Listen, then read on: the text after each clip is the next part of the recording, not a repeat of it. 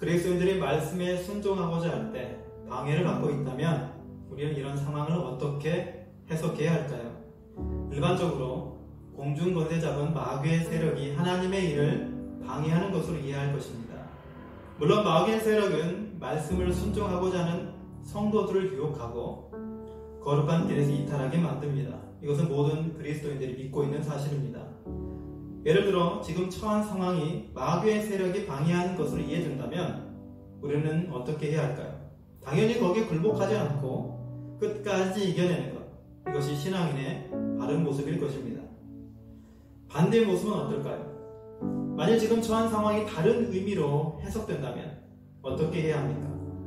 우리가 이해할 것은 그 상황을 어떻게 해석하느냐, 그 상황이 어떻게 이해되느냐에 따라 우리의 반응은 달라진다는 것입니다. 사도행전 16장에서 바울은 난처한 상황에 직면했습니다.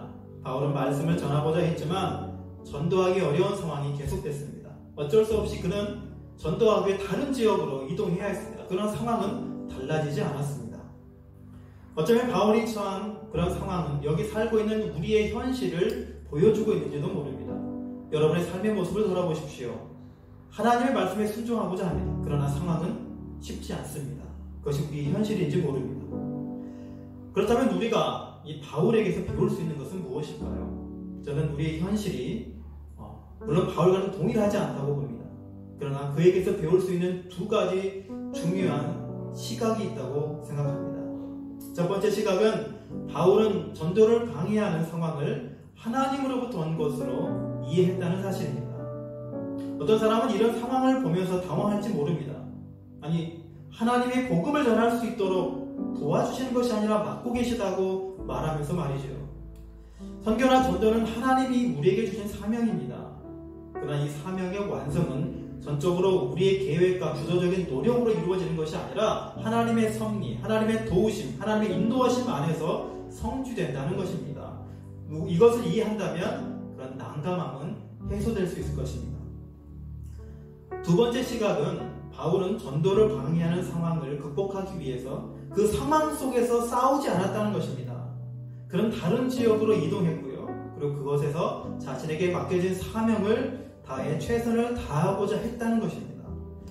바울의 이런 반응은 근본적으로 상황을 어떻게 해석하고 있느냐로부터 나온 것이었습니다. 처음에 밝혔듯이 상황을 어떻게 해석하느냐, 어떻게 이해하느냐에 따라 거기에 대한 반응이 달라지기 때문입니다. 예선가족 여러분, 지금 개인적으로 어떤 상황에 처해 계십니까? 그 상황이 어떻게 생겨난 것이라고 이해하십니까? 그리고 그 상황에 대해 어떻게 반응하고 계십니까? 바울은 자신에게 맡겨진 일에 최선을 다하는 가운데 하나님의 인도하심으로 마게도냐를 향해 갔습니다. 바울은 처음부터 그곳으로 간 것이 아니었습니다. 그는 여러 곳을 거치는 수고를 해야 했고 노력을 했습니다. 어쩌면 이 부분이 우리에게는 위안이 될 수 있는지도 모르겠습니다.